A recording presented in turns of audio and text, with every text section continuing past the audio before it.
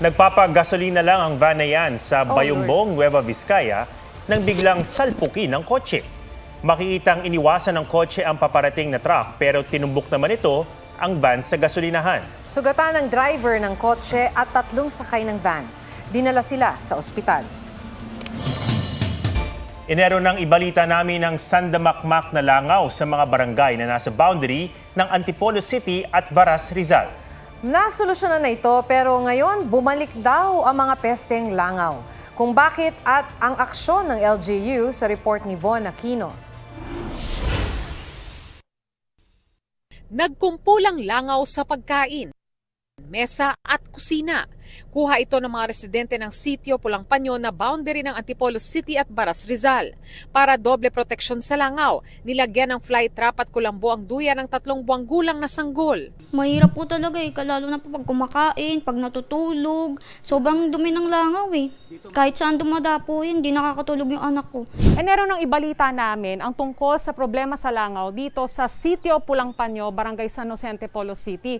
Pero makaraan ng halos 4 na buwan, heto at namimesti na naman ang mga langaw sa kanilang komunidad. Ang bahay ng senior citizen na si Teresita Argilies na na-interview namin noon, muling nilalangaw. Nag-spray na raw sa kanilang mga bahay noong Lunes ang mga tauhan ng chicken poultry farm na itinuturong dahilan ng pagdami ng langaw. Gawaan nila paraan na mawala lang yung langaw. Wala naman kami problema kung ganun. Pabalik-balik yung ilang mga langaw.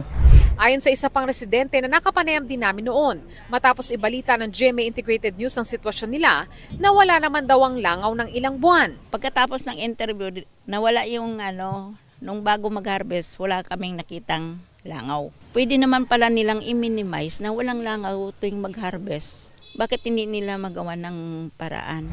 Ang lokal na pamahalaan ng Baras, Rizal na nagbigay ng business permit sa chicken poultry farm, nag-inspeksyon na sa farm at nakausap nila ang third-party pest control nito. May kinalaman daw sa kemikal na pamatay ng larva ng langaw ang muling pagdami ng langaw doon. Basta ang sabi lang po nila, nung ginagamit po daw nila yon, tumaas po daw yung rate of mortality. Kaya nagpalit po sila ng panibagong gamot. Parang hindi siya naging effective. Gumagawa na raw sila ng report na naglalaman ng rekomendasyon sa Office of the Mayor. Na baka po pwedeng hingan ulit sila ng mga mitigation kung ano po ba yung gagawin. At pag hindi ho pa talaga nawala yung problema ng langaw po sa Pulang Panyo, siguro that's the time na siguro na ipasara yung area. 3 buwan lang daw ang bisa ng conditional business permit na ibinigay ng Baras Business Permit and Licensing Office sa poultry farm. Pinuntahan namin ang poultry para sana makuha ang panig ng may-ari. Pero ayon sa tauhan ng poultry, wala siya roon. Von Aquino nagbabalita para sa GMA Integrated News. Hindi pa man tag-ulan, binaha agad ang ilang lugar sa Maynila dahil sa malakas na ulan kaninang hapon. Sumakto pa sa uwian ng mga empleyado ang pagbaha, kaya may ilang lumusong sa tubig sa Taft Avenue, corner UN Avenue. Nagdulot din ito ng pagbigat ng daloy ng trapiko. Pinagtatanggal naman ng mga tauhan ng Manila LGU ang mga bara sa kanal para humupa ang baha. Ang pag-ulan ay bunsod ng thunderstorm. Nananawagan naman si Pangulong Bongbong Marcos sa mga LGU na paghandaan ang La Nina.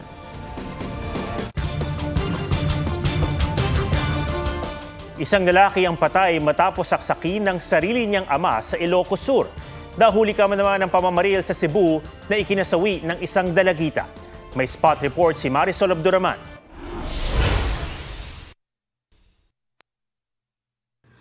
Napatayo ang babaeng yan habang nakatambay sa labas ng isang convenience store sa Liloan, Cebu. Nagpulasa naman ang mga kasama niya nang malapitan silang pagbabarilin ng lalaking naka-helmet.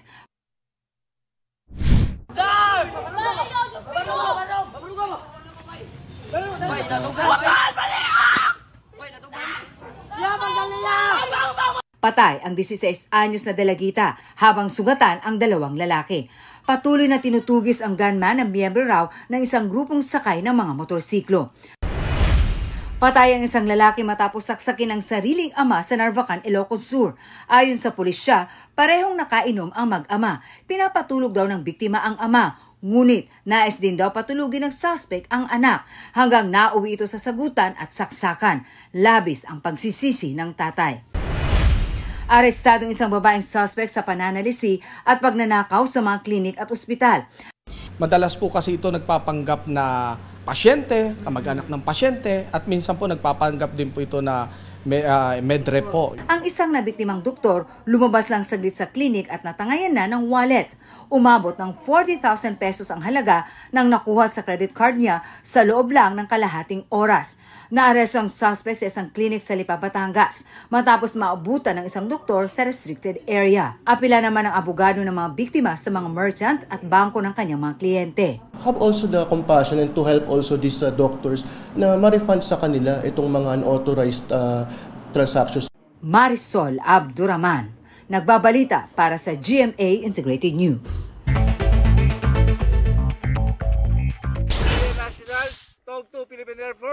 Mahigit 861 million pesos na halaga ng marijuana sinira sa Tinglayan, Kalinga. Sakay ng mga helicopter, sinalakay ng mga operatiba ang halos 20 ektaryang marijuana plantation sa Mount Chumanchil.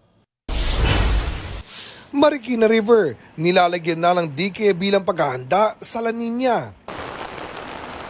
Nangangamba mga taga Marikina na maulit ang matinding pagbaha noong tumama ang Bagyong Ondoy taong 2009. Tuloy-tuloy rin ang dredging na nagpapalalim sa ilog, pati ang pagsaayos at paglilinis sa mga drainage at water pumps.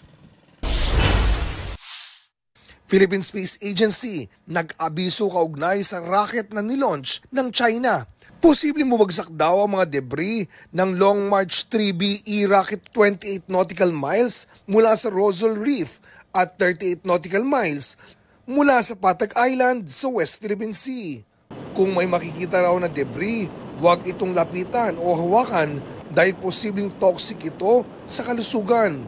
Ipaalam agad ito sa otoridad.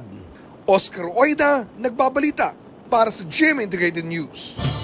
Sumadsad ang isang Ro-Ro vessel malapit sa Dumangas Port sa Iloilo. Ayon sa Philippine Coast Guard, padaong na sana ang barko pero di natansya ng kapitan ang daraanan nito. Nagkataon pang low tide. Tumagal ng 4 na oras bago nahila ang barko papunta sa pier. Naibaba mga pasaherong maayos naman ang lagay.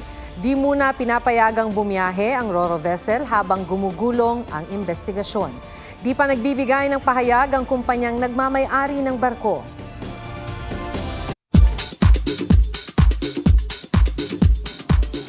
Kapuso Primetime King Dingdong Dantes muling pumirma ng kontrata sa Kapuso Network. Masaya ako na binibigyan pa rin nila ako ng opportunity at pagkakataon na gawin yung gusto kong gawin. Hindi pa niya nararating ang pinakatuktok ng kanyang mararating.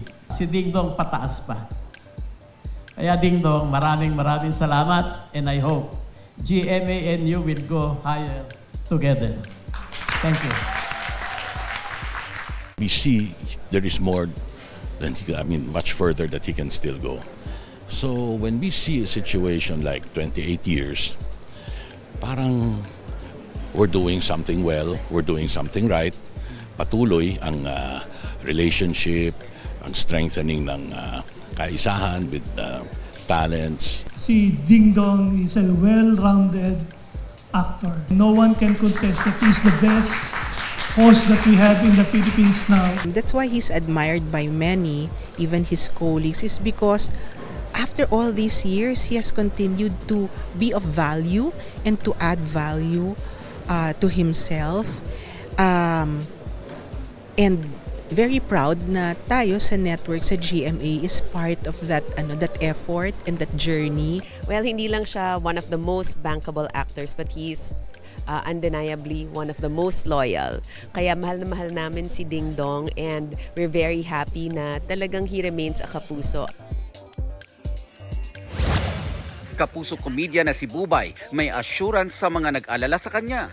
Tayo po ay hinimatay dahil lamang po sa malakas na ilaw po. Pero huwag kayong mag-alala dahil after po nun ay naituloy pa rin po namin at napasaya pa rin po namin ang ating mga minamahal na mga kababayan at kapuso sa Apari. Kaya naman po happy Phil-Am singer Olivia Rodrigo naglabas na ng schedule para sa Asian at Australian leg ng kanyang God's World Tour. Mensahe niya sa Pinoy, stay tuned. Queen of Tears star na si Kim Soo-hyun magbabalik Pilipinas para sa Eyes on You Asia Tour sa susunod na buwan. Nelson Canlas nagbabalita para sa GMA Integrated News.